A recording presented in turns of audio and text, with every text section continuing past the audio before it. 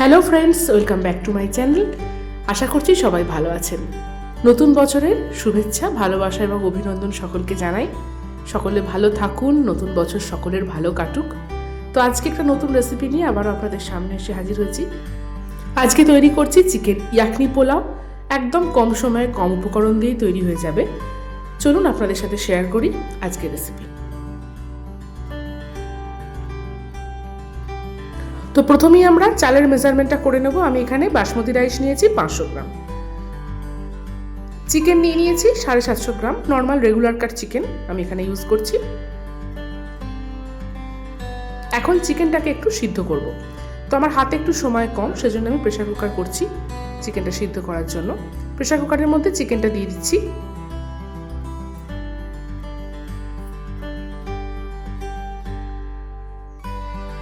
আপনারা চাইলে নর্মালভাবে কড়াইতে বা প্যানেতেও সিদ্ধ করতে পারেন। তো প্রেসার কুকার করলে অসুবিধা কিছু নেই, একটু তাড়াতাড়ি হবে। এই যা দিয়ে দিচ্ছি আদা রসুনের পেস্ট। আমি এখানে দিলাম একটা বড় চামচের 1 চামচ আদা রসুনের পেস্ট।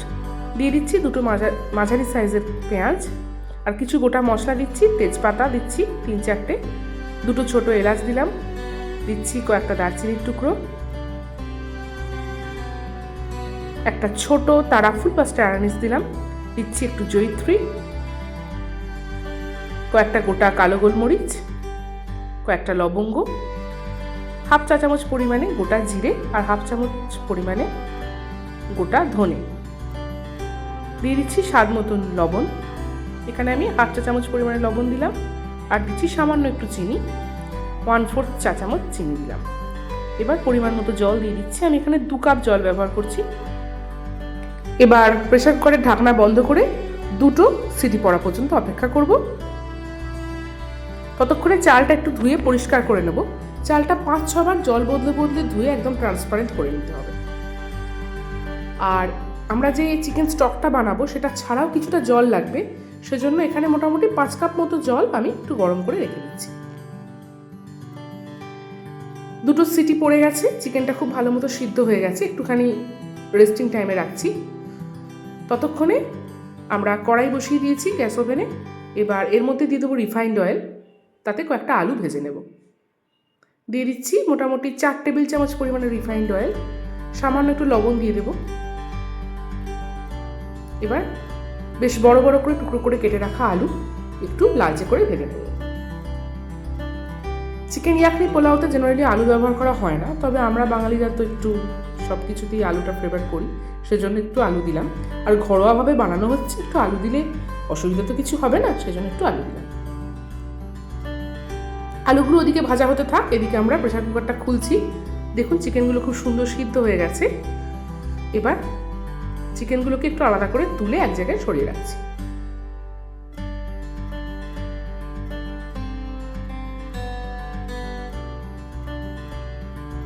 চিকেনটাকে একটা বাটির মধ্যে তুলে রাখবো। এদিকে আমাদের আলুগুলো খুব সুন্দর লালচে করে ভাজা হয়ে গেছে। এখন একটু আলুগুলোকে সিদ্ধ করে নেব। চিকেনের স্টকের মধ্যেই আলুগুলোকে আরেকবার দিয়ে দেবো, দিয়ে ওই প্রেসার কুকারেই আরও 1টা কি 2টো সিটি দিয়ে আমরা আলুটাকেও খুব ভালো করে সিদ্ধ করে নেব।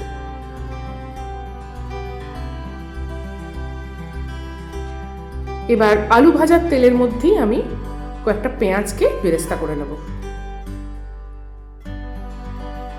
যে কোনো পোলাওয়ের মধ্যে কিন্তু একটু বেরেস্তা দিলে টেস্টটা ভালো হয়, যেমন আমরা বিরিয়ানিতে বেরেস্তা ব্যবহার করি সেরকম। তাই পেঁয়াজগুলো একটু লাল লাল করে ভেজে নেব। এদিকে একটা মশলা তৈরি করছি। দিয়ে দিচ্ছি শাহি গরম মশলা ওই 1 চা চামচ মতো, আর দিচ্ছি ভাজা ধনে, ভাজা জিরে আর শুকনো লঙ্কার গুঁড়ো 2 চা চামচ মতো, আর দিলাম 1/4 চা চামচ কাশ্মীরি লাল লঙ্কার গুঁড়ো, আর 1 পিঞ্চ হিং।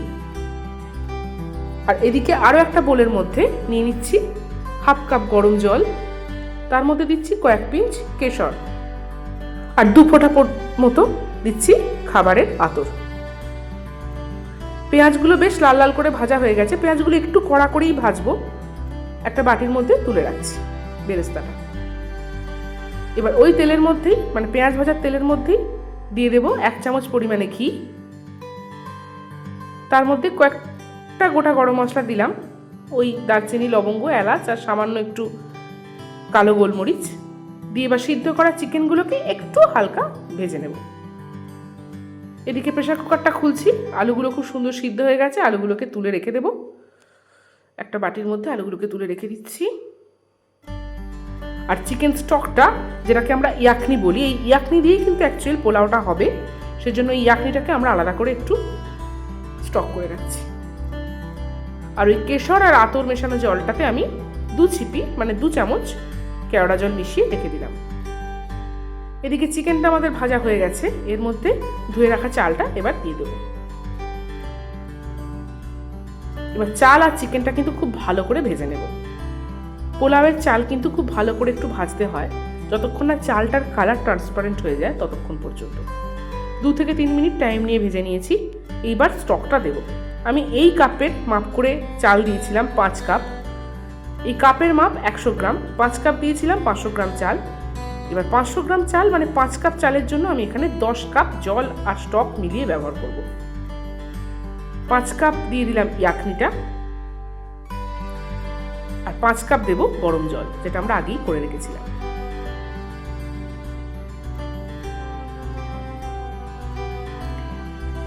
এই সময় স্বাদটা ব্যালেন্স করে নুন আর চিনিটা একটু দিয়ে দিতে হবে।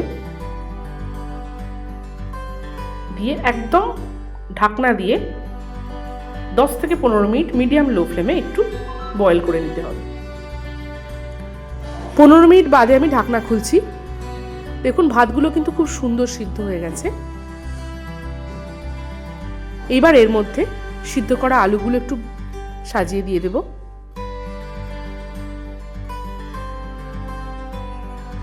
আর ওপর থেকে যে ভাজা মশলাটা তৈরি করে রেখেছিলাম সেই মশলাটা এর মধ্যে দিয়ে দেব। দিয়ে দেব কেওড়া জল, মিঠা আতর আর কেশর ভেজানো জলটা। বেরেস্তাটা উপর থেকে বেশ সুন্দর করে সাজিয়ে ছড়িয়ে দেব।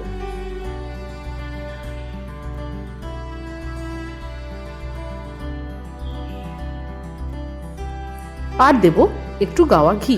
আমি 1 চামচ মতো গাওয়া ঘি উপর থেকে ছড়িয়ে দিচ্ছি একদম শেষকালে। একটু হালকা হাতে একটু নাড়িয়ে দেব।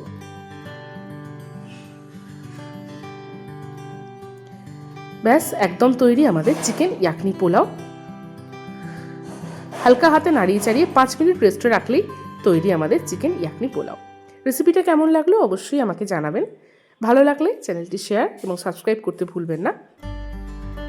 আজকের মতো এই পর্যন্তই, আবারও দেখা হবে নতুন একদিন নতুন কোনো রেসিপি নিয়ে। ভালো থাকবেন, সুস্থ থাকবেন, ধন্যবাদ।